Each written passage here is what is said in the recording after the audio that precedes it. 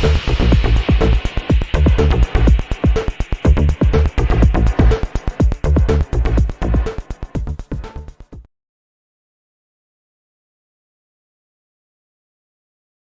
there everybody, welcome to another video. On today's video I have this BMW 320i. This is a 2014 model and it's a petrol engine. I'm going to be changing the oil and the oil filter.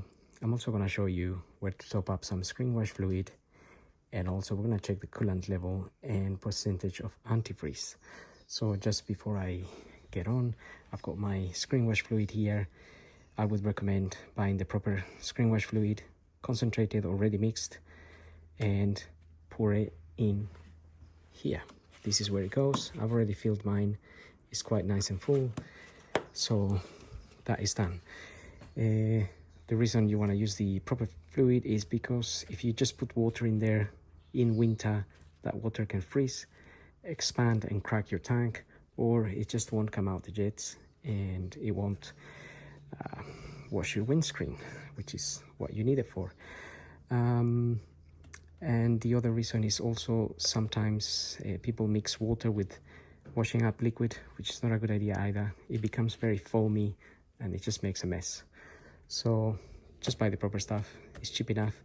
You can keep a 5-liter bottle in the boot of the car and top it up as required.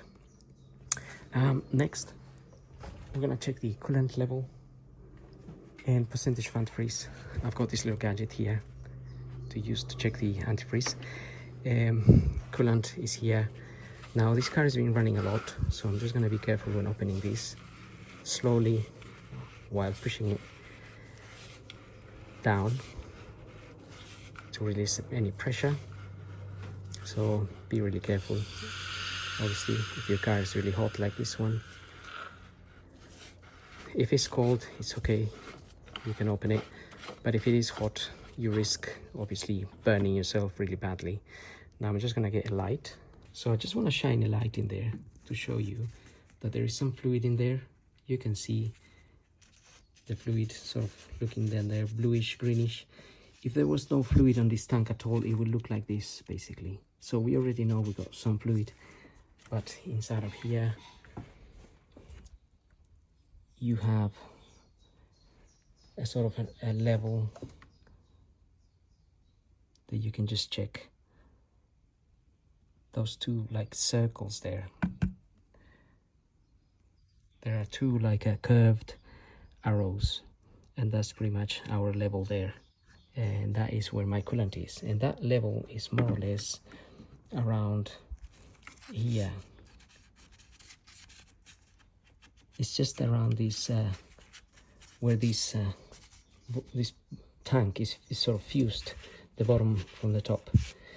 So the level for me, it's fine. If you found that there was no coolant there at all, then that's when you want to be concerned that there might be a leak somewhere and that you are losing coolant. Then we can use this little gadget, suck some of the coolant. You can see the coolant is nice and clean. It looks sort of bluish in color, slight hint of green there, but more bluish, and it's saying -30. So that means this will freeze at -30 or -35. So we're good here in the UK. However, if you are in, I don't know, the North Pole, you may need more antifreeze. You want it below -50 or more even. So, and if you're in a very hot country, obviously you don't need it. You don't have to have that much antifreeze, but you still want to have some antifreeze, because the antifreeze actually has agents to protect the engine from corrosion. So it's not only not to freeze, but it's also protecting your engine. So just that common sense there. Then we can close this where the arrows match, and we're pretty much done with that. Now we're going to move into the oil and oil filter, and I've got my oil filter right here. Just going to show you which one it is. Actually, I threw the box away already, but This is a Hengst oil filter. It's an E61H. You can see it up there maybe. But I would recommend always getting the parts for your car according to your registration. That way, or chassis. That way you get the correct parts for your car. So let's start by opening this oil filler cap here. We're gonna leave it there. And this tool here, which is of size 8616, it's like a big socket, oil filter socket, or also goes by S40, S80. Fits there, we can open that. So get a ratchet and open your filter. It shouldn't be too tight. It should be just, it usually gets tightened to something like 25 Newton meters, which isn't a lot of force.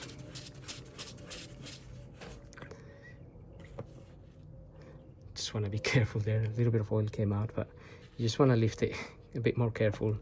Let the oil drain in so it doesn't come out.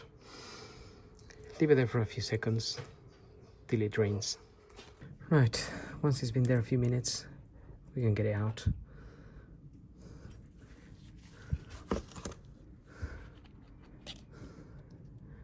That's our filter there. Sometimes it comes out with that, but clearly not today.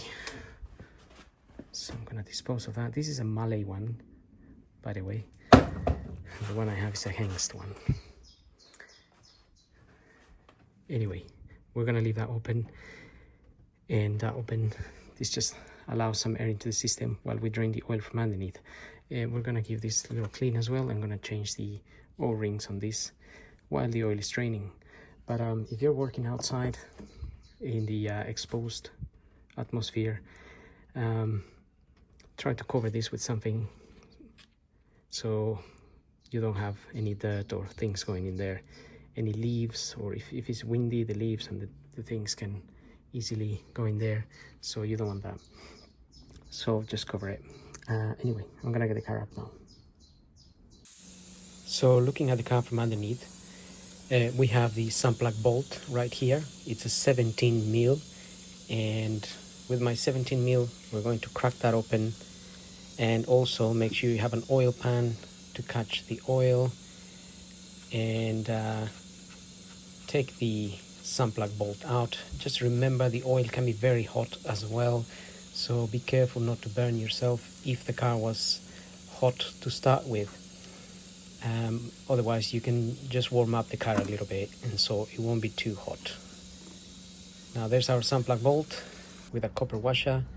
We can let that drain. In the meantime, we're gonna change the copper washer on the sun plug bolt, get a new one. It comes in the kit. And then we have our new oil filter there, and we also have a new O-ring. So I'm just rinsing the oil filter housing there with some brake cleaner. Brake cleaner really rinses the oil really well, and it dries really quickly as well, so it doesn't remain in there, so it doesn't contaminate the filter once you get it back in. But at least you can clean your housing. And you have the two little O-rings there, well, one big O-ring, one small O-ring. Now I'm just gonna get a pick tool so we can tackle the O-rings, take the old ones out. So that's the bigger one. We can dispose of that, and then we have the little one.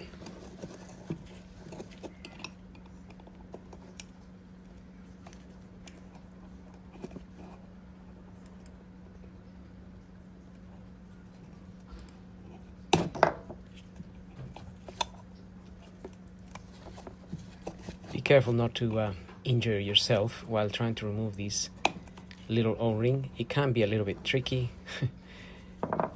So if you have a tool that is pointy like mine, make sure you don't stab yourself. And then go ahead and put your new O-rings there in the correct grooves. And then we are also going to add a little bit of multi-purpose grease to this O-ring. You can also use just a bit of the oil that you're going to use in the car. So open your oil and with your finger, just dip your finger in and get a little bit of oil and put it around the O-ring. I just normally, I have a pot of multi-purpose grease, so that's what I use. And so that is done, and now we can push our new filter in, and so that is ready to go back once we get the car down. That part there is not used for this particular car. Sometimes it's used on other models, so you don't need it. Now we can put our sun plug bolt back in. You can see that the oil is still dripping a little bit. You can leave it dripping a little bit longer if you wanted to, but in my case I just need to put get the car back out. So put the bolt back on, and then I have a torque wrench here, and I'm going to torque this to 30 Newton meters. And with that torqued, we are ready to let this car down. Also make sure you rinse the area, make sure it's nice and clean as you found it. Now we're gonna lower the car and we can put our filter back on. It's time to put our filter back on, so we're gonna put it in there, and I'm just gonna tighten it by hand to start with, just to make sure it's going in the correct way. So it's gonna get harder and harder because once we reach the O-ring, then it's difficult to do it by hand, but at least you've known you were able to screw it on a little bit by hand, so you're not cross-threading anything. And now we can use our tool to tighten that. And if you read up here, it says 25.5 Newton meters. So you can use your torque wrench to tighten that to 25 Newton meters. I don't really use my torque wrench that much on this because I do so many all the time that you sort of become used to the force to apply. Anyway, also we can top up some oil. So I was looking at some technical books which show this engine takes 5 liters of oil, and the manual actually doesn't tell you the oil capacity. It just tells you to have your oil change at the garage. I'm using 5W40 here, ACE A3V4 as recommended, also on the manual. You can also use 5W30 or 0W30, 0W40. All of those are recommended. It a little bit depends on the temperature of where you live. So thinner oil if you're in a hot country, slightly thicker oil if you're in a colder environment. Sorry, the other way around. Thinner oil if you're in a cold environment, and maybe slightly thicker oil if you're in a hot environment. So now I'm going to pour that in there, 5 liters of it. Right, got my 5 liters in there. I would probably recommend using something like castor oil, maybe better. Depends how much you love your engine. This particular car gets serviced every year, and it only does about 4,000 miles. So it always has clean engine. So we do use this oil, which is a little bit cheaper, but it's always changed. So from that point of view, it's still okay. But Castrol, probably more expensive, but also if you do more miles and whatnot, maybe better oil to use. Anyway, so we got our oil in there. There is no dipstick in this car, so we have to check the oil level. in the computer of the car. And to do that, you have to get the car running and get it up to a certain temperature. But now we'll get it started anyway. Make sure everything is running okay. And I usually like to recap what we've done. So we tightened the sun plug bolt, 35 Newton meters. We got our filter back on, and we got 5 liters of oil in and close the oil filler cap. So with that recapped, we can start the car and make sure we don't get any oil warning lamps coming up here. If there is, then you can switch the engine off.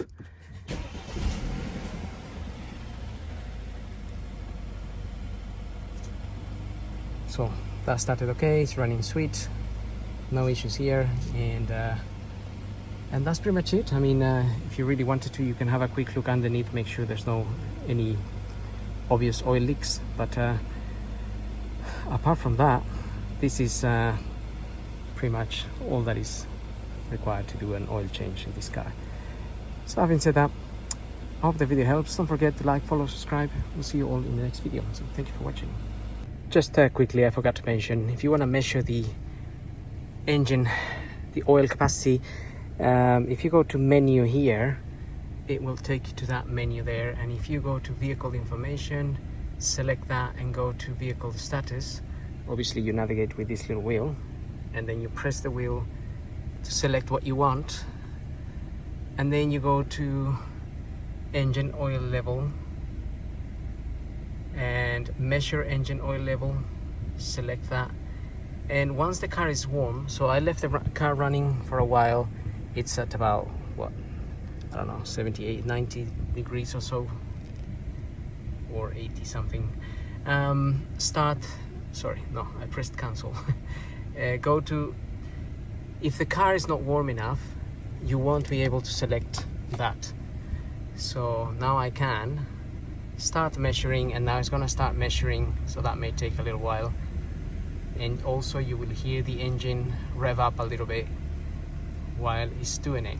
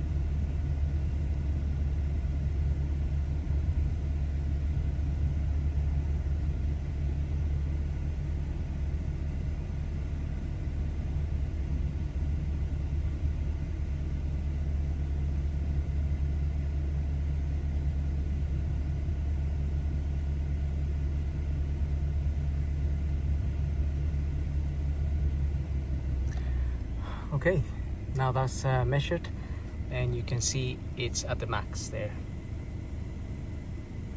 So you go that line at the top, which is the max, and that one is the minimum. So if you were checking your oil, how much oil you have half through the year, and it was down here, you would want to top up a bit. And obviously if it was halfway, then that's okay. But that's how you can measure your oil. But obviously, since I just serviced the car, it should be at the max anyway. So thank you for watching.